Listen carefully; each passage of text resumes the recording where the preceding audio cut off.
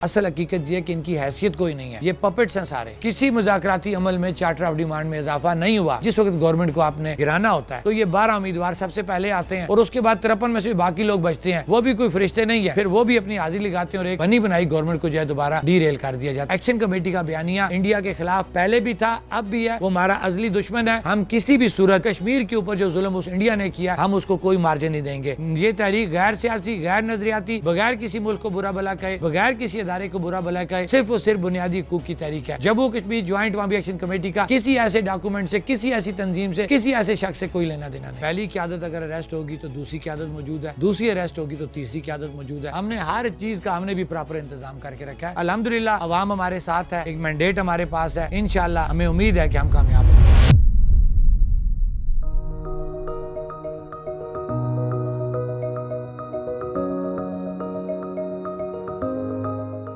आज से 2.5 साल पहले जब महंगाई एक पीक पे थी, उस वक़्त पुंछ डिवीज़न के अंदर आटा महंगाई के ख़िलाफ़ जो है एक धरना स्टार्ट हुआ। जो ये कह लें कि साबका जो इससे पहले भी पुंछ के अंदर ख़ास तौर पर मज़ामत पुंछ के अंदर होती रही है और कई ऐसी मज़ामती तहरीकें थी जो इसका तसलसल थी और फिर पुंछ के अंदर से एक तहरीक स्टार्ट होती है तकरीबन 2.5 साल पहले जब आटा बहुत महंगा हो गया। क्योंकि रियासत में गरीब लोग हैं, मिडल तबके के लोग हैं, वो इतने पैसे के हिसाब से तगड़े नहीं हैं कि वो 3000, 3200 या 2800 रुपये का 20 किलो आटा लेते। तो जब ये तहरीक चली तो इसी दौरान ये हुआ कि बिजली भी महंगी हो गई। ये तहरीक जब चली, पुंछ डिवीज़न स्टार्ट हुई, पुंछ डिवीज़न से हमारे कुछ दोस्त उठे, वो मीरपुर डिवीज़न के, वहाँ से उन्होंने लोगों को ज्वाइन किया और उसके बाद वो मुजफ्फराबाद में आए। और जब मुजफ्फराबाद डिवीज़न इसमें साथ ऐड हुआ तो उस वक्त बिजली भी ये 3-4 माह के अंदर जो है बिजली का भी रेट इतना ज़्यादा हो गया कि हमें इकट्ठा होने का एक कह लें कि पॉइंट मिल गया कि महंगाई बहुत ज़्यादा होगी, आटा भी महंगा हो गया, बिजली भी महंगी हो गई है, लोग खुदकशियाँ करने पर मजबूर हो गए, डिप्रेशन के मरीज़ हो रहे थे। तो फिर वो जो तहरीक पुंछ डिवीज़न से स्टार्ट हुई 16 और 17 सितंबर की 2023 की दरमियानी शब कि जिसमें पूरे रियासत से लोग जो हैं वो मुजफ्फराबाद इकट्ठे हुए और मुजफ्फराबाद के ऊपर जो है हम इकट्ठे होते हमने एक प्लेटफार्म का ऐलान किया जिसका नाम जम्मू कश्मीर ज्वाइंट अवामी एक्शन कमेटी रखा गया, जिसके अंदर पूरी रियासत के अंदर से मुख्तलिफ तबकात, मुख्तलिफ नज़रियात, मुख्तलिफ इलाकों, मुख्तलिफ सियासी जमातों के लोग उसके अंदर मौजूद थे। अल्हम्दुलिल्लाह वो एक प्लेटफार्म बन गया। ना तो आप इसको कोई कह लें कि जमात है, ना कोई प्रेशर ग्रुप है। बेसिकली ये एक कह लें कि लोगों को इकट्ठा करने का एक मौका दिया गया। उस वक्त किसी के वहमो गुमान में नहीं था कि ये इतना बड़ा प्लेटफार्म बन जाएगा। रियासत में पहली दफ़ा ये एक ऐसा प्लेटफार्म बना था जिसमें तमाम नज़रियात, तमाम तबकात, तमाम सियासी जमातों के लोग, तमाम इलाकों के लोग एक प्लेटफार्म पर मुतफिक हो जाएँ। ये इससे पहले कभी नहीं हुआ था। वो कामयाबी थी। जब उस पर मुतफिक हुए तो ये तहरीक की शक्ल में ये आगे चली। फिर तय हुआ कि इसका चार्टर ऑफ डिमांड बनाना है। चार्टर ऑफ डिमांड दिया। उस वक्त सस्ती बिजली, सस्ता आटा, मोबाइल सर्विसेज की जो हालत है, कश्मीर बैंक का शेड्यूल करना, तलबा तंजीमों का जो है वो इजाज़त लेनी, इसी तरह कौंसल जो हमारा बल्दियाती निज़ाम था उसकी बहाली कि उनके फ़ंड की तकसीम, जंगलात की कटाई पर पाबंदी, कानून की अलमबरदारी, हाई कोर्ट का फैसला 2019 उस पर अमल दरामद, अशराफिया की बरात का खात्मा। ये वो चंद नुकात थे, 10 नुकाती चार्टर ऑफ डिमांड लेके हम सामने आए। ना तो ये कोई सियासी जमात थी, ना कोई प्रेशर ग्रुप था। ये कह लें कि आम पब्लिक की एक फलाह बहबूद के लिए एक अदारा सा बन गया था। लेकिन जब हम निकले, लोगों का इस पर एतमाद होता रहा और अल्हम्दुलिल्लाह पहली जब हमें कामयाबी हुई, गो कि वो कामयाबी 3 शहादतें देने के बाद हुई। लेकिन ये है कि उन शहादतों के सिले में हमें सस्ती बिजली और सस्ता आटा मिला, जिससे आवाम का एतमाद मज़ीद बढ़ गया। फिर इसी तरह ये तहरीक चली, हमने लोगों के अंदर जाना शुरू कर दिया। हमें जो है हमने लोगों के अंदर जो है वो शऊर बेदारी कॉन्फ्रेंस स्टार्ट करना शुरू कर दी कि देखा हमने यार लोगों का करंट है, लोग इससे जुड़ना चाहते हैं। तो फिर हमने रियासत के अंदर, पूरी रियासत के अंदर हम गए, लोगों में हमने शऊर बेदारी कॉन्फ्रेंस के नाम से इज्तिमा की, वहाँ लोगों से बैठे, बातचीत की। ये जो गैप थे 78 साल जो इन हुक्मरानों ने डाल के रखे हुए थे, हमने उसको ख़त्म किया। लोगों को हम एक पेज के ऊपर ले आए। जब लोग एक पेज पर दोबारा मुतफिक हुए, क्योंकि कामयाबी ले चुके थे, हमने दोबारा, क्योंकि जब अदारों ने, हुक्मरानों ने देखा भाई ये तो जुड़ते जा रहे हैं, उन्होंने एक सदारती आर्डीनेंस यहाँ पर लाया जिसको हमने काले कानून के साथ तशबीह दी। हमने उस पर रजिस्ट किया और 8 दिसंबर 2024 को आला के मुकाम पे हुकूमत को घुटने टेकना पड़े, क्योंकि आवाम जुड़ चुकी थी, पूरी रियासत जो है वो लॉकडाउन हो गई थी, इनको वो सदारती आर्डीनेंस वापस लेना पड़ा।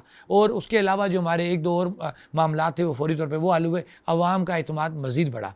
अब जब वहाँ पे हमारी हुकूमत से डायलाग हुए तो हुकूमत ने हमसे जो है 6 माह का टाइम मांगा और जो बकिया जो चार्टर ऑफ डिमांड जो हमसे तयशुदा था उस पर अमल दरामद की बात की। लेकिन 6 माह गुजर गए, जून गुजर गया, उसमें काम नहीं हुए। फिर हम दोबारा आवाम के पास गए कि भाई ये हमारे साथ हुकूमत ने धोखा किया, झूठ किया, ये एग्रीमेंट करने के बावजूद काम नहीं हुआ, तो बताओ क्या किया जाए। आवाम ने फिर हमें ये राय दी कि इस चार्टर ऑफ डिमांड में इजाफा किया जाए और उसके बाद दोबारा कॉल दी जाए। फिर हमने जुलाई के अंदर चार्टर ऑफ डिमांड में इजाफा किया, उन समेत 38 नुकात चार्टर ऑफ डिमांड हमने हुकूमत के सामने टेबल किया और उनको हमने 29 सितंबर की नेक्स्ट कॉल दे दी। तो जो सवाल आपका था कि ये कोई सियासी जमात नहीं है, कोई जत्था नहीं है, ये कह लें कि एक सोशल कॉन्टेक्स्ट के ऊपर लोगों की आपस में एक जुड़त बनी है और उस जुड़त के ऊपर एक प्लेटफॉर्म बन गया जो इस वक्त लोगों की बुनियादी हकूक़ की बात कर रहा है। अगर कानूनी तौर पर देखा जाए तो ये मैंडेट हमारा नहीं है, ये मैंडेट उन मेंबरान असम्बली का है जिनको हमने वोट दिया और मेंबर असम्बली बना दिया।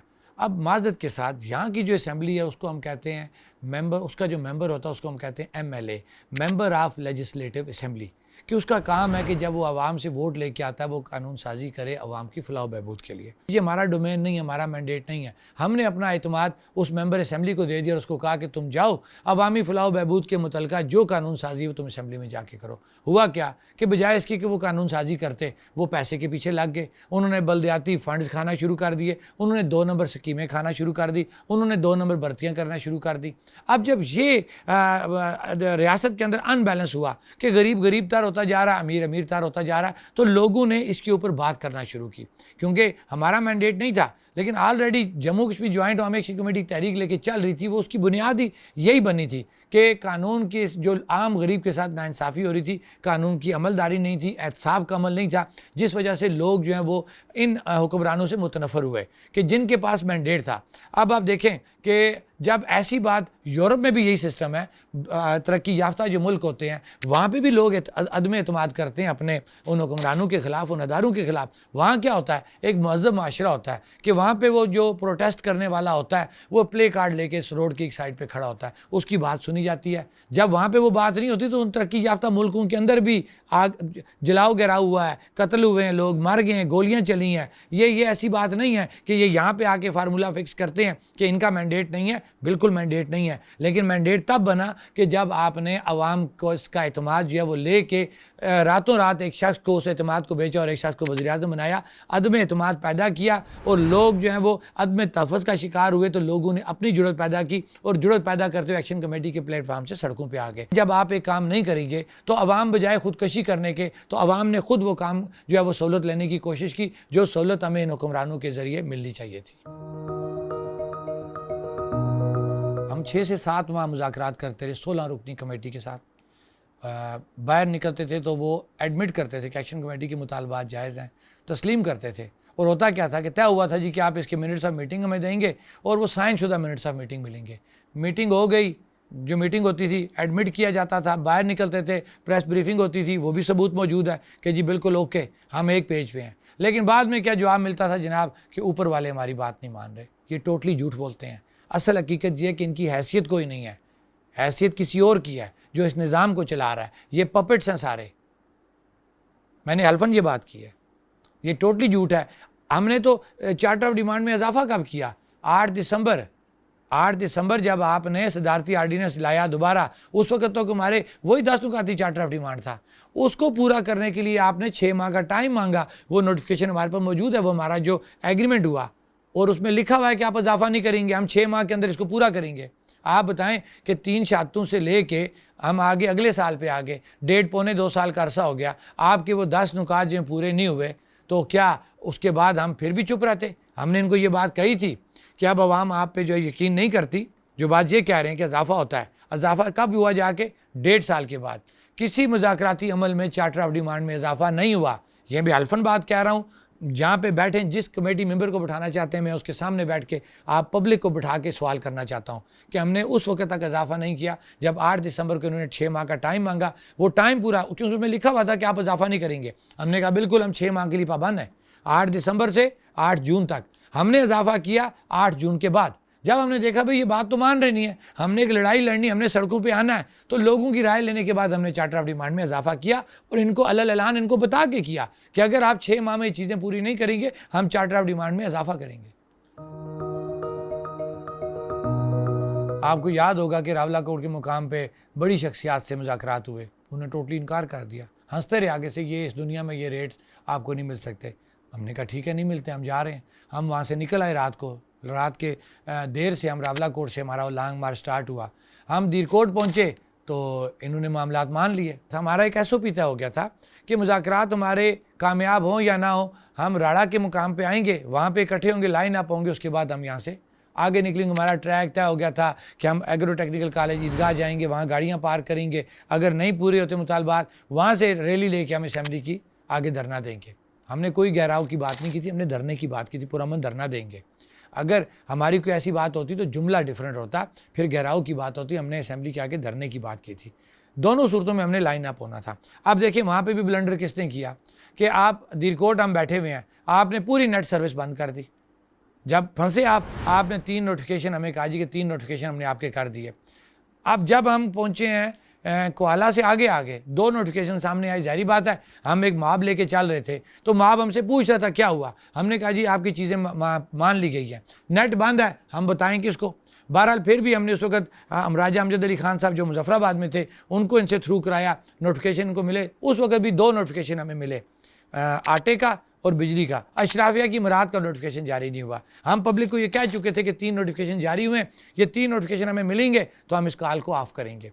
अब हम जाहिर बात है साथ साथ क्राउड चल रहा भी है, और ये अपने वादे के मुताबिक जो दीरकोट में हमारे मुज़ाकरात हुए वो फ़ोन पे हुए, क्योंकि रावलाकोट वाले मुज़ाकरात से तो कोई नतीजा नहीं निकला।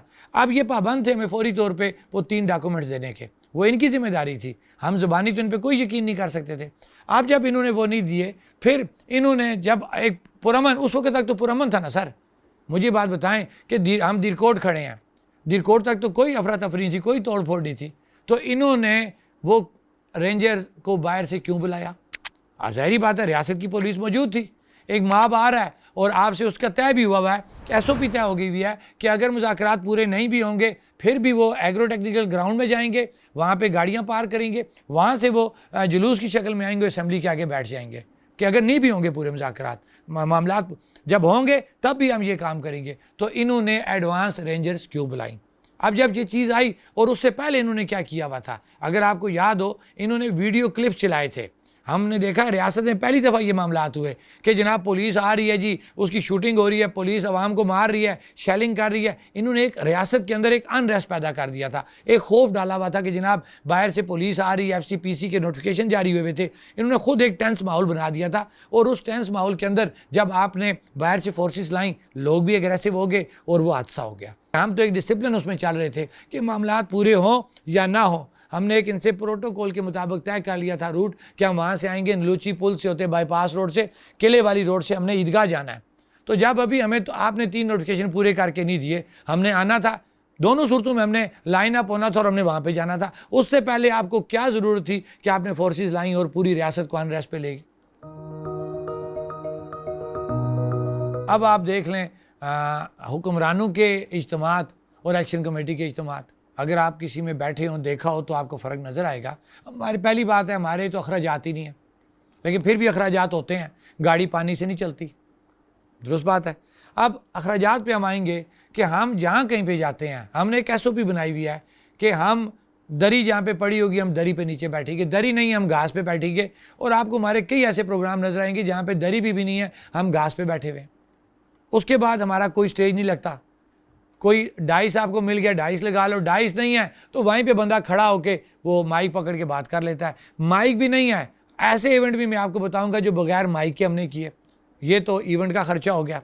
अब आ जाते हैं जी कि खाना 500, 1000, 2000 बंदा बैठा हुआ है, एवरेज अगर करें खाना खाना है, इनका अखराजात देखें तो लाखों रुपए होते हैं। हमारा क्या होता है, हमारा बनता है लंगर कि चावल चना, किसी की ज़्यादा तौफीक है किसी इलाके के लोगों की, वो मोरग की बोटी डाल देंगे, कोई मोटे गोश्त की बोटी डाल देगा। अल्हम्दुलिल्लाह ऐसे लंगर में बरकत होती है। और आप देख लेंगे कि पूरी रियासत के अंदर ये मिसाल कायम हो गई है कि इस डिसिप्लिन से बंदे बैठे हुए हैं।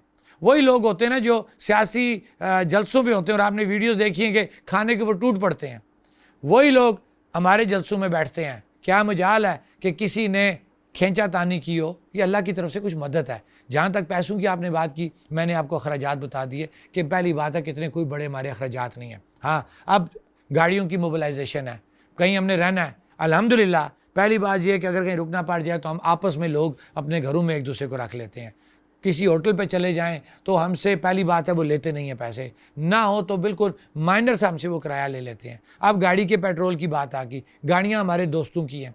मैं मुजफ्फराबाद की बात बताऊंगा कि अल्हम्दुलिल्लाह अल्लाह खुश रखे हमारे दोस्तों को, वो ताजर भी हैं, सिविल सोसाइटी से भी हैं। हम मंथली उनसे चंदा इकट्ठा करते हैं, कोई 500, 200, 2000, 1000 देता है, जो हमारे पैसे इकट्ठे होते हैं। जब भी मैं ये कहूँगा कि मैं और मेरी टीम मुजफ्फराबाद से निकलती है, हमें हमारा वो जो पैसा इकट्ठा हुआ होता है वो इतना बड़ा नहीं होता, 30, 40, 50 हज़ार, इससे ज़्यादा लाख, इससे ज़्यादा नहीं होता, क्योंकि हमारे अखराजात होते ही नहीं है। खाना हमें कोई रास्ते में खिला रहा है, चाय हमें रास्ते में कोई पिला रहा है। ये मैं बार बार इस बात पे क्यों आपको लेके आता हूँ कि इस कमेटी को अल्लाह की मदद है, ये गरीब की कमेटी, हमारा लंगर, हमारा चलना फिरना सब पूरा होता है। हालांकि आपके सवाल के मुताबिक ये बड़ा अजीब सा जवाब है, लेकिन हकीकत यही है कि अल्लाह की राह में हम एक चीज़ कर रहे हैं, अल्लाह की मखलूक के लिए कर रहे हैं। अल्लाह की मखलूक हमारे सारे मामलात सीधे करती है।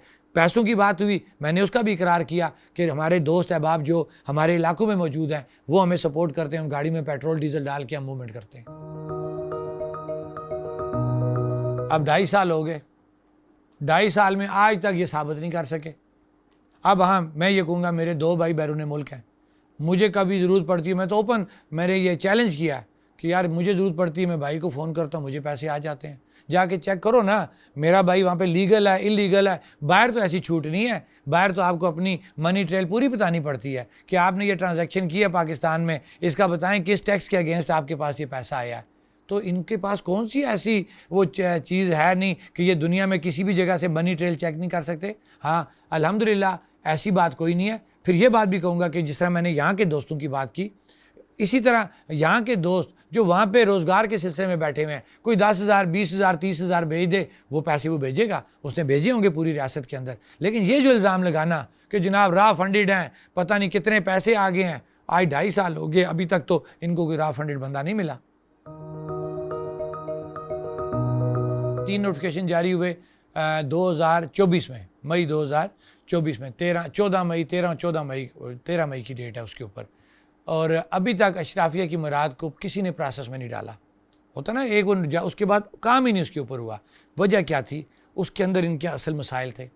ट्रांसपोर्ट पॉलिसी कहती है 1300 सीसी गाड़ी, तो गाड़ियाँ ये मिनिस्टर ये जो है हमारे सदर वज़ीर-ए-आज़म कौन सी गाड़ी इस्तेमाल कर रहे हैं? 3200, 400 सीसी, 4000 सीसी, 4200 सीसी गाड़ी इस्तेमाल कर रहे हैं। अपनी ट्रांसपोर्ट पॉलिसी कहती है 1300 सीसी गाड़ी। अब एक जो असल जो तकलीफ़ हो रही है, एक साबिक़ वज़ीर-ए-आज़म, साबिक़ सदर या मिनिस्टर जिसको ये रिटायर कहते हैं अपने हिसाब से, वो जब घर जाता है तो उसकी ताहयात पेंशन लग जाती है। एक वज़ीर-ए-आज़म, एक सदर जो फ़ारग होता है अपना टाइम पूरा करके या टाइम पूरा ना भी करे, तो इसको एक कुक, गार्ड, उसको एक क्लर्क, उसको गाड़ी, नई गाड़ी वो लेके जाता है वापसी पे साथ, और उसको एक अच्छी खासी पेंशन की शक्ल में उसको मिलता है। अब ये वो बोझ है, अगर हम इसको कैलकुलेट करें लफड़ी, ये 30 से 50 लाख के दरमियान माना एक साबिक़ सदर, साबिक़ वज़ीर-ए-आज़म जो है वो रियासत के ऊपर बोझ पड़ता है। दूसरी बात, अगला कानून क्या है? क्योंकि 5 दिन भी वज़ीर-ए-आज़म रहे या सदर है, उसके बाद हुकूमत फ़ारग हो जाए या उसको निकाल दिया जाए, वो भी इन तमाम आसाइशों का हकदार होता है। तीसरी बात कि अभी जो मैंने मालूमात ली है, हर साल 5% उसमें इजाफा भी होता है। एक तो ये आ गया इनका। इसी तरह जो बाकी हमारे बड़े बड़े ब्यूरोक्रेट्स हैं, मैं अपर लेवल के ब्यूरोक्रेट्स की बात करूँगा, उनके कई ऐसे फंड्स हैं जिसका कोई उनसे पूछने वाला नहीं है, वो उस पर याशी करते हैं। एक ब्यूरोक्रेट जिसको कानून के मुताबिक एक गाड़ी जिसको अलाउ है, 3-3 गाड़ियाँ उसने घरों में रखी होती हैं। जाए ना, आज भी इस्लामाबाद के अंदर जो हमारे ब्यूरोक्रेट्स रह रहे हैं, उन 2-2, 3-3 गाड़ियाँ लेके चल रहे हैं। वज़ीर-ए-आज़म साहब दावा करते हैं जनाब मैंने तो एक छोटी गाड़ी रखी हुई है। उसी वज़ीर-ए-आज़म के आपको आज भी इस रियासत के अंदर बड़े बड़े प्रोटोकॉल के अंदर जुलूस जाते हुए नज़र आते हैं। ये जस्ट इनका फ़ोटो सेशन है। अब यही वो चीज़ें हैं जम्मू कश्मीर जॉइंट अवामी एक्शन कमेटी जो कहती है कि ये रियासत छोटी सी रियासत है, इसके ऊपर इतना बड़ा बोझ मत डालें। जब हम ये कहते हैं कि अस्पतालों के अंदर दवाई चाहिए तो ये कहते हैं फ़ंड्स हमारे पास नहीं है। तो दूसरी तरफ इतनी बड़ी आपने एम्पायर खड़ी की हुई है, 53 की आपने क्या बनाई हुई है, मेंबरान असम्बली की तादाद रखी हुई है, 30 से 35 तो आपने मशीर और वज़ीर बनाए हुए हैं। ये पैसा यहीं से जा रहा है ना, वही आवाम से जो टैक्सेस की शक्ल में आप वसूल करते हैं वही आप याशियों पे लगा रहे हैं। ये वो अशराफिया की मुराद हैं जो आपकी अदलिया, आपकी ब्यूरोक्रेसी, आपके सियासतदान जो है जिस पे अयाशी कर रहे हैं। और हमने ये फैसला किया था कि उसको हम स्टेप बाय स्टेप लेके जाना चाहते थे कि हम ये करेंगे कि हम पहले हुकूमत को नोटिफिकेशन देंगे कि आप हमें आज के बाद जो आपने कमेटी बनाई हुई है उसके अंदर कोई महाजर जो मिनिस्टर है वो हमारे साथ नहीं बैठेगा। कुछ वजूहत हुई कि हमें वो अपना फ़ैसला जो अनाउंस हम नहीं कर सके, हमने एलामी में से उसको काट दिया, लेकिन आपने पूछा तो मैं आपको बता रहा हूँ। उसके बाद ये हुआ कि हम आवाम के पास गए, तकरीबन 1-1.5 साल हमें लगा, हम आवाम के पास गए, आवाम से मुशावरत हुई, आवाम ने क्लियर कट इसको इसलिए कहा कि ये ख़त्म होनी चाहिए क्योंकि इसके 3 बड़े नुकसान हैं। एक मेरिट का कत्लेआम, मेरिट का कत्लेआम मुराद कि हमारी रियासत का बच्चा जो 90% एक मेरिट के ऊपर नंबर लेके, एक गरीब का बच्चा कितनी मुश्किल से उसको पाला पढ़ाया, वो 90% नंबर लेके बैठा हुआ है। दूसरी तरफ क्या होता है, जब सीटें आती हैं तो माजरीन सीटों के नाम पे 60, 70, 80% वाले जो नंबर वाले बच्चे हैं जिनके स्टेट सब्जेक्ट भी 2 नंबर बनते हैं, वो उस पढ़े लिखे रियासत के बच्चे का हक मारता है। ये सबसे बड़ा जो जुल्म है हमारी रियासत के नौजवानों के साथ। दूसरा जुल्म कि यहाँ पे जब हम अस्पताल में दवाई मांगते हैं, अच्छी सड़क मांगते हैं, तो हमें कहा जाता है हमारे पास पैसा नहीं है। फिर इन 12 सीटों के नाम पे करोड़ों रुपए, अरबों रुपए सिर्फ उन 12 मेंबरान को जो ब्लैकमेलिंग का एक घोंसला सा बनाया हुआ, उनको अकामोडेट करने के लिए वो पैसे दिए जाते हैं, जो मैं कह लूँ कि सालाना 3 से 4 करोड़ रुपए फ़ी MLA खाली लोकल गवर्नमेंट के फंड्स का मैं आपको बता रहा हूँ, जो उनकी तनख्वाहें, उनकी गाड़ियाँ, TADA, हाउस रेंट, ये उससे हट के है।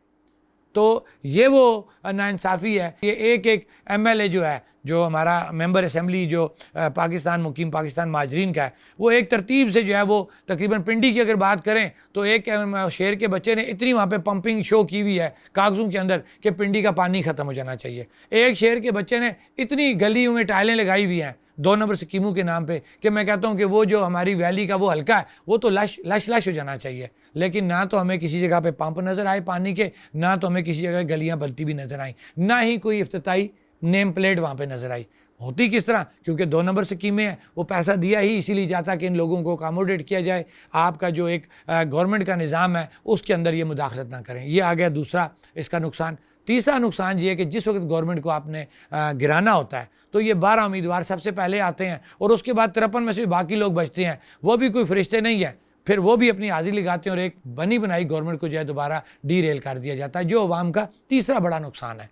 ये वो 3 ऐसी चीज़ें थीं, हाँ, जो सबसे बड़ा अहम पॉइंट है इसके अंदर कि स्टेट सब्जेक्ट बनाने के लिए इन 12 का क्या कानून रखा गया है कि एक मिनिस्टर या एक MLA जिसके डॉक्यूमेंट के ऊपर लिख देगा कि मैं इसको जानता हूँ, ये माजरीन मुकीम फ़लाँ फ़लाँ है, तो उसको जो है वो फौरी तौर पे उस स्टेट सब्जेक्ट जारी हो जाता है। अब इससे आगे लेके चलता हूँ कि आपने एक MLA को ये इख्तियार दे दिया कि आप जिसको लिखोगे कि आप जिसको लिखोगे कि ये महाजर है, वो महाजर डिक्लेयर हो जाएगा। अब लिखने वाले का क्या क्राइटेरिया है कि जिसको आपने इतना बड़ा इख्तियार दिया, आसम शरीफ भट्ट एक आपके मिनिस्टर वज़ीर स्पोर्ट्स हैं, उनका क्लियर साबित शुदा स्टेट सब्जेक्ट 2 नंबर साबित है। डिप्टी कमिश्नर ऑफिस ने उसको तहकीकात के बाद, जो अदारों ने तहकीकात करनी थी, साबित किया कि ये 2 नंबर स्टेट सब्जेक्ट है और डिप्टी कमिश्नर ने लिख दिया कि 2 नंबर है, बजाय इसके कि रियासत के ये वज़ीर आज़म उसको डी सीट करते। आज तक वो मिनिस्टर डी सीट नहीं हुआ, वो रियासत के ख़जाने से अयाशी भी कर रहा है और मज़ीद 2 नंबर स्टेट सब्जेक्ट जारी कर रहा है। और अब आगे क्या हो रहा है, मैं प्रूफ से ये बात करूंगा। उन्हीं 2 नंबर स्टेट सब्जेक्ट के ऊपर इस रियासत के अंदर आपके कई ब्यूरोक्रेट रिटायर भी हो चुके हैं और कई इस वक्त वो नौकरी के मज़े भी ले रहे हैं कि साबित शुदा चीज़ है, मेरे पास डॉक्यूमेंट मौजूद हैं, FIA की रिपोर्ट मौजूद है कि एक सीनियर ऑफिसर है, पहले वो पंजाब के स्टेट सब्जेक्ट डोमिसाइल के ऊपर पंजाब में नौकरी कर रहा था, जो ही PSC की जॉब यहाँ पे आती है वो 2 number state subject Azad Kashmir का बनाता है और उसके बाद वो आज़ाद कश्मीर के स्टेटस के ऊपर यहाँ पे जॉब एंजॉय कर रहा है। ये वो जुल्म ज़्यादती है रियासत के ख़जाने के ऊपर, रियासत के नौजवानों के ऊपर, रियासत की आवाम के ऊपर, जिसकी वजह से आवाम ने यह फ़ैसला किया कि इन सीटों को बाहर सूरत ख़त्म करना बहुत ज़रूरी है। अब ये बताएं कि हम जो कश्मीर का क्लेम कर रहे हैं वो कितने रकबे का कर रहे हैं, 84,471 मुरबा मील। अभी छोड़ दें जो मकबूजा है, हम आज़ाद कश्मीर की बात करते हैं, गिलगित बल्तिस्तान कहाँ गया? ये हम पे एजेंटी का दावा लगाते हैं और ये कहते हैं जनाब बड़ा दर्द है इनको कश्मीर का, ये इन्होंने नशिस्तें इसलिए रखी हुई हैं कि मसला कश्मीर डिस्टर्ब ना हो। मसला कश्मीर तो उस वक्त डिस्टर्ब हुआ जब आपने गिलगित को सूबे की तरफ ले गए। मसला कश्मीर तो उस वक्त डिस्टर्ब हुआ 5 अगस्त 2019। ये मैं नहीं कहता, पाकिस्तान के बड़े एंकर ये बात कहते हैं कि इन्होंने मसला कश्मीर को 5 अगस्त 2019 को ख़त्म कर दिया, जब मकबूजा कश्मीर के अंदर 35 ए और 370 और 35 ए का जो है वो नफाज किया गया और उसके बाद तमाम गैर रियासती लोगों को वहाँ पे आबाद किया गया। मसला कश्मीर तो उन्होंने खुद ख़त्म कर दिया। ये तो अब सिर्फ टोटली ये ड्रामाबाजी कर रहे हैं। इन सीटों का मसला कश्मीर के साथ कानूनी तौर पे भी कोई वो अमल दखल नहीं बनता, क्योंकि कानूनी तौर पे अगर मसला कश्मीर की बात की जाए, UNO चार्टर के मुताबिक पाकिस्तान का हमारा वकील है, मसला कश्मीर पर बात करना पाकिस्तान की जिम्मेदारी है, इन महाजरीन को अकामोडेट करना पाकिस्तान की जिम्मेदारी है। इन 12 सीटों से मसला कश्मीर को कोई असर नहीं पड़ना। मैंने हमेशा ये बात कही है कि ज़लज़ला 2005, अगर आपको भी याद हो, आप भी इस रियासत के अंदर रहने वाले हैं, कि ज़लज़ला 2005 में पाकिस्तानी अवाम ने जो एहसान आज़ाद कश्मीर की अवाम के ऊपर किया रिहेबिलिटेशन में, हमारी माओ बहनों ने अपने जेवर उतार के कश्मीर के लोगों के लिए भेजे, अपने कपड़े उतार के कश्मीर के लोगों के लिए भेजे, हम वो भूल सकते हैं? कभी भी नहीं भूल सकते। जहाँ तक बात रही अवाम पाकिस्तान की, वो सारी उम्र हम उनका एहसान नहीं भूल सकते। हाँ, जहाँ पे बात रही हमारे हुक्मरानों की, हमारी इस्टेब्लिशमेंट की, उन्होंने पाकिस्तान के अंदर भी जुल्म किया और उन्होंने आज़ाद कश्मीर के अंदर भी जुल्म किया। पाकिस्तानी अवाम का जो एहसान है, हमारी उनसे कभी नफ़रतें या कोई गैप नहीं आ सकता। इन अदारों ने, हुक्मरानों ने गैप डालने की कोशिश की, लेकिन अल्हम्दुलिल्लाह आज तक पाकिस्तानी अवाम कश्मीरी अवाम के साथ जुड़ी हुई है और वो कश्मीरी अवाम के हर फैसले को पीछे सपोर्ट करेगी। ये कहना कि जहाँ जमातों के अकाबरीन की हम बात करेंगे, वो तो पहले भी मुखालिफ थे। उन्होंने, अगर आपको याद हो, हमारा जो लॉन्ग मार्च था 5 दिसंबर 8 दिसंबर जो हम बरारकोट गए थे मुजफ्फराबाद से, और बाकी लोग कोहाला आए थे, पतन गए थे, मंगला की तरफ गए थे, उस वक्त तो 3 जमातों ने ऑफिशियली, मुस्लिम लीग नून, पीपल पार्टी, मुस्लिम कॉन्फ्रेंस, तीनों ने तहरीरी तौर पे अपने वर्कर्स को लिखा था कि कोई भी बंदा जो है वो सियासी कारकुन एक्शन कमेटी के इजलासों में या उनके इज्तिमात में नहीं जाएगा। अल्हम्दुलिल्लाह ये हुक्मरान वहीं पे रहे। अवाम बाशऊर हो चुकी है, अवाम समझती है, सियासी वर्कर समझता है कि किस जगह पे उसके लिए बेहतरी है। वो पहले भी हमारे साथ निकली, अब ये थोड़ा सा और खुल के सामने आ गए हैं। अच्छी बात है, अवाम को इनके चेहरों का पता लगेगा और हमारा ये ईमान और हमारा ये यकीन है कि इस बार उससे भी ज़्यादा लोग बाहर निकलेंगे। जिम्मेदार बिल्कुल हुकूमत होगी, हुक्मरान होंगे, इसलिए कि फिर वो बात जाऊंगा कि 8 दिसंबर आपने एक एग्रीमेंट किया, 6 माह का टाइम मांगा और अभी तक आपने कोई मुज़ाकरात नहीं किए। एक्शन कमेटी ने हर वक्त मुज़ाकरात का हामी भरी और ये खुद अंदिया दिया कि हमने कभी मुज़ाकरात से इनकार नहीं किया। तो ये जिम्मेदारी बनती थी इन हुक्मरानों की, जिनसे 8 दिसंबर हमारे साथ एग्रीमेंट किया और टाइम मांगा 6 माह का, कि वो बैठते मुज़ाकरात करते। अगर आज वो मुज़ाकरात उन्होंने नहीं किए तो ये गैर जिम्मेदारी का मुजाहरा उन्होंने किया। जम्मू कश्मीर जॉइंट अवामी एक्शन कमेटी ने तमाम कानूनी इखलाकी तकाजे पूरे किए, अवाम को एतमाद में लिया। अवाम को एतमाद में लेने के बाद उन्होंने 29 सितंबर की कॉल दी। हम अभी भी पुरअमन कॉल के ऊपर हैं, हमने कभी भी मुज़ाकरात से इनकार नहीं किया। अगर ये ज़ोर ज़बरदस्ती करेंगे, अवाम को ज़ेरे बार करने की कोशिश करेंगे, अगर कोई नुकसान होता है तो वो क्लियर कट बात है कि वो सारी जिम्मेदारी रियासती इदारों पर और इन हुक्मरानों के ऊपर होगी। पहली बात तो ये कि जब 2 बड़ी ताकतों को आप डिस्कस करेंगे, 2 एटमी ताकतों को, इंडिया और पाकिस्तान, और वो साइफर इसी पैराए में सामने लाया गया, हम क्लियर कट ये बात करेंगे। वज़ीर-ए-आज़म अनवारुल हक साहब पाकिस्तान के 2 से 3 मीडिया हाउसेज़ में जाते हैं और वहाँ जाके वो पहले अंदिया देते हैं जनाब के एक्शन कमेटी जो जी रा फंडेड है जी, इनके मुख्तलिफ लोगों से जो है जी वो तलकात हैं, तो मैं ये साबित करूँगा। वो बाहर आ जाते हैं और उनके जाने के बाद जो है जी एक साइफ़र सामने आ जाता है। फिर मैं आऊँगा साइफ़र के ऊपर कि साइफ़र वो इतना अहम डॉक्यूमेंट है और 2 एटमी ताकतों को जब डिस्कस किया जाएगा, उसके अंदर ये कहा गया, 2 तंजीमों का नाम लिया गया, 2 लोगों के नाम लिए गए, वो उन लोगों के नाम लिए गए जो रियासती हमारे बड़े बड़े हुक्मरानों के साथ बैठ के जिनकी तस्वीरें मौजूद हैं। चलें जी, मैं किसी की उसमें नहीं जाऊँगा कौन सही है कौन गलत। 2 जमातों को डिस्कस किया, उनके नाम आगे, और उसके साथ उस साइफ़र के अंदर किसी जगह पे एक्शन कमेटी का जिक्र नहीं है। वो साइफ़र ये कहता है जी पाकिस्तान में बलोचिस्तान में बैलेंस करने के लिए और आज़ाद कश्मीर के अंदर अनबैलेंस करने के लिए जी वो 2 तंजीमें जो काम करें जो इंडिया के साथ जुड़ी हुई है। ये आ गया 2 ताकतों के दरमियान एक कन्फ्लिक्ट पैदा करने के लिए, या कन्फ्लिक्ट पैदा किया गया, या जो भी है। मैं जा रहा हूं उस पॉइंट के ऊपर कि दो एटमी ताकतें हैं, उन ताकतों के दरमियान एक डॉक्यूमेंट सामने आता है। पहली बात है, उस डॉक्यूमेंट के ऊपर 2 सितंबर 2023 लिखा हुआ है, मंडे लिखा हुआ है, जबकि वो मंडे नहीं आता, वो सैटरडे आता है। मैं पहला ही ब्लंडर यहाँ से कर दिया। तो यार अगर चोरी भी करनी है, 2 नंबरी भी करनी है, तो उसको तसल्ली से करो। आप चलें जी, हम उस बहस से भी आगे निकलते हैं।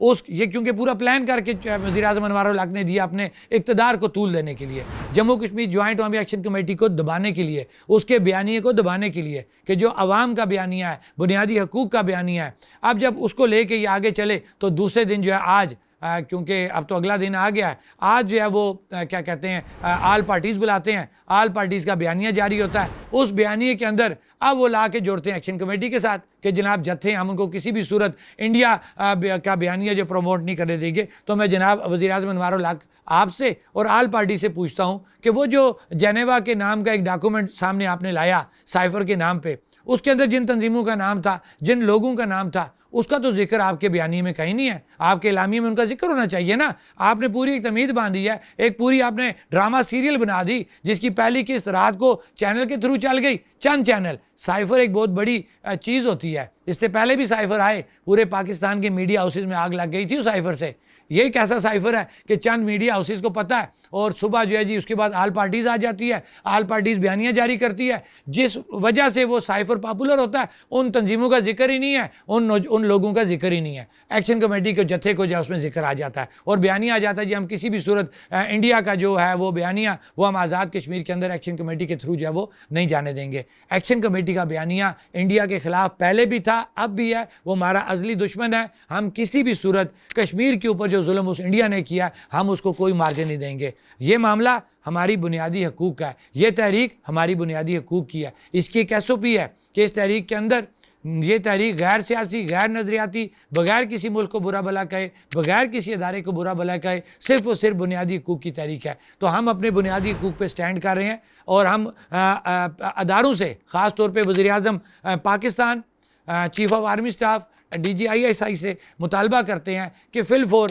इस डॉक्यूमेंट का जो है वो इसको चेक किया जाए, ये डॉक्यूमेंट है क्या, फेक है, सही है, और जिन लोगों का नाम उस डॉक्यूमेंट के अंदर मौजूद है उनके खिलाफ इंक्वायरी की जाए। उस इंक्वायरी के अंदर जहाँ कहीं हमारी ज़रूरत पड़ेगी हम बिल्कुल आपके साथ होंगे, क्योंकि हम बिल्कुल नीट एंड क्लीन है। जम्मू कश्मीर जॉइंट अवामी एक्शन कमेटी का किसी ऐसे डॉक्यूमेंट से, किसी ऐसी तंजीम से, किसी ऐसे शख्स से कोई लेना देना नहीं है। मेरी आवाज़ आज भी जो रिकॉर्ड होगी आपके तवसत से, वो पूरी दुनिया भी सुनेगी, आम आवाम भी सुनेंगे। वो ऐसा एक काफर है ना, शौक हिंदू है कि काफर जब एंड करता अपना तो वो क्या कहता, वो सलाम करता है या क्या, वो खुदा हाफिज़। आप मुझे बात बताएं कि इनको कौन अकल दे। वो AI इतनी जदीद टेक्नोलॉजी होगी, वो देखें ना, बच्चों ने छोटे छोटे बनाए हुए, छोटा बच्चा आता है जी एक्शन कमेटी की सपोर्ट करो, कितनी वो क्लियर चीज़ लगती है। इन बेहुदा लोगों से पूछो कि यार AI जदीद टेक्नोलॉजी है, कोई चीज़ तो अच्छी बनाते, तो ये वो फेक चीज़ें हैं। इससे पहले AI की डॉक्यूमेंट्रीज़ बनी, आपने वो भी देखी होंगी। अनवारुल हक साहब हैं, मैं हूँ, मुश्तबा बांडे, राजा सोहेब जावेद, क्या कुछ इन्होंने नहीं किया, लेकिन अवाम बाशऊर हो चुकी है। उन्हीं वाल्स के ऊपर जहाँ पे वो तस्वीरें चढ़ाते हैं, वीडियो चढ़ाते हैं, उसके नीचे अवाम का रिएक्शन भी खुद बता देता है कि ये 1 नंबर है या 2 नंबर है।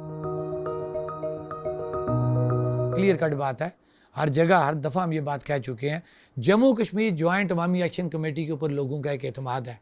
वो एतमाद क्यों है कि हम एक चार्टर ऑफ डिमांड को लेके चल रहे हैं। उस चार्टर ऑफ डिमांड में किसी जगह पे भी अवाम ने हमें इलेक्शन लड़ने का, सियासत करने का मैंडेट नहीं दिया। जब क्लियर कट हम कह रहे हैं कि हमारी ये तहरीक गैर सियासी, गैर नज़रियाती, बगैर किसी मुल्क को बुरा भला कहे, बगैर किसी इदारे को बुरा भला कहे, सिर्फ़ और सिर्फ बुनियादी हकूक़ की तहरीक है, तो इससे क्लियर हो जाना चाहिए कि जम्मू कश्मीर जॉइंट अवामी एक्शन कमेटी के पास ऐसा कोई मैंडेट नहीं है कि वो आके सियासत करे, सियासी पार्टी बनाए या इलेक्शन का हिस्सा बने। हाँ, एक बात ज़रूर कि अगर इस अवाम ने, इस वक्त तक कोई ऐसी बात नहीं है, अगर इस अवाम ने अपनी बामी मुशावरत से कोई मजीद फैसला किया, मजीद कोई मैंडेट दिया, तो हम किसी के पाबंद भी नहीं है। कानूनी तौर पे यही तरीकाकार है, लेकिन इसी प्रैक्टिस को अगर लिया जाए कानूनी तौर पे, जो आपका आईन पाकिस्तान और एक्ट 74 है, आपका जो आज़ाद कश्मीर का जो चीफ़ एग्जीक्यूटिव बनता है, जो कह लें, वो आइन के मुताबिक चेयरमैन कश्मीर कौंसिल वज़ीर-ए-आज़म पाकिस्तान है। जो भी ऐसी तरमीम होनी है कानून के अंदर, उसको कैबिनेट पहले पास करेगी, उसके बाद अप्रूवल लेगी वो वफाक से जाके वज़ीर-ए-आज़म पाकिस्तान से as a chairman Kashmir council. ये बिल्कुल आपने कानूनी तौर पर दुरुस्त बात की। अब हम थोड़ा इससे पीछे जाते हैं। आपने देखा था कि क्योंकि आप कह रहे हैं कि कानूनी है, मैंने एडमिट किया कानूनी है, अब मैं कानूनी तरीकाकार को आपको तरीका बताता हूँ कि किस तरह होगा। कानूनी तौर पे बिल्कुल यही तरीकाकार है। मिसाल क्या आ गई कि 13 सीटों से जब आपने सीटों में इजाफा किया, वो भी यही कानूनी मसला था। उसके लिए 2/3 मेजॉरिटी आई, फैसला हुआ और पहले सीटें बढ़ गई, बाद में भेजा गया मंजूरी लेने के लिए। ये प्रैक्टिस हो चुकी है। इसी तरह का ये प्रैक्टिस होगी जब इन्होंने अपने मफादात थे, इसी तरीकाकार से 2/3 मेजॉरिटी आई, उसके बाद पहले इन्होंने अनाउंस कर दिए तादाद मिनिस्टरों की, मिनिस्टर बना दिए, बाद में ऑफिस वर्किंग के लिए चली गई मंजूरी लेने के लिए। ये तो आगे प्रैक्टिस। अब ये प्रैक्टिस करनी इन्होंने है। सवाल पैदा होगा कि ये क्यों करेंगे? बिल्कुल दुरुस्त बात है। उधर से कहते हैं कि मैंडेट हमारे पास है, हम मैंडेट लेके आए, ये कौन होते हैं ये फैसला करने वाले? तो मेरे ख्याल से अगर आपको याद हो कि जब अवाम की एक राय आ जाए, जिस अवाम ने इनको वोट दे के भेजा कि जाओ तुम कानून साजी करो, वही अवाम इन्हें कह रही है कि ये कानून गलत है, ये तरीकाकार गलत है, इसके अंदर तब्दीली लाओ, ये नहीं लाएंगे। ये कह रहे हैं जनाब कि नहीं हम ठीक है, अवाम का फैसला हम नहीं मानते। तो इस पर झगड़ा बन गया ना। झगड़े का हल किस तरह निकलेगा? जो पाकिस्तान के अंदर 2 मिसालें मौजूद हैं। ज़िया-उल हक के दौर में भी रेफरेंडम हुआ, मुशर्रफ के दौर में भी रेफरेंडम हुआ, तो फिर इनको रेफरेंडम कराना पड़ेगा इन सीटों के ऊपर। तो अवाम रेफरेंडम में साबित करेगी कि हम नहीं चाहते कि ये सीटें जो है ये स्टैंड करें। ये इसका कानूनी जवाब है। अल्हम्दुलिल्लाह हमने A, B, C और D इसके जो है ना तमाम स्टेप मुकम्मल कर लिए हैं। पहली क़यादत अगर अरेस्ट होगी तो दूसरी क़यादत मौजूद है, दूसरी अरेस्ट होगी तो तीसरी क़यादत मौजूद है। हमने हर चीज़ का हमने भी प्रॉपर इंतज़ाम करके रखा है। अल्हम्दुलिल्लाह अवाम हमारे साथ है, एक मैंडेट हमारे पास है। इंशाअल्लाह हमें उम्मीद है कि हम कामयाब होंगे।